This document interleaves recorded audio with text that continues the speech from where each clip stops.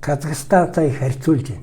Тийм. Казахстан бол тэр газар дор уусхан байж болох аргыг хэрэгэлдэг ч гэсэн тэр ордууд нь 400-аас 600 метрийн гүнд байгаа байхгүй.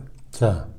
Гэтэл манай Улаанбаатарын тэр ураны хөдөр бол ерөөсөө 100 гаруйхан метрт одоо энэ Улаан уулын тэр дээр үлээд нэг 110 метрт л одоо байна гэж тооцсон шүү дээ. Тэгээд дээр нь манай дээр чинь хамгийн харгис аргаар одоо Оросд бол энэ газар дор уусхан байж болох аргыг Оросын технологи гэж эднэр ярьдаг байхгүй юу? За. Тэгээд Оросын технологи дээр бол Оросд болохоор бол подземный вишалчвны гэдэг юм.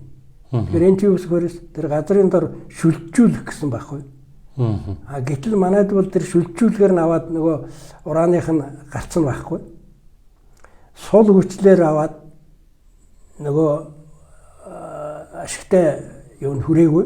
Тэгээ манайд бол бүр хүчтэй хүчлэр хүчилжүүлж байгаа ш. Тэгээ тэр гүний усаар навчгаа тэр гүний усын бол одоо pH нь бол 1.5 болгоно гэж одоо тэр анхны одоо нэг техник эдийн засгийн үндэслэл дээр нь бичсэн байгаа ш. Өөрснөө гаргаж ирсэн тооцоо ш. Тэр Кожерхо компани. Гэтэл саяын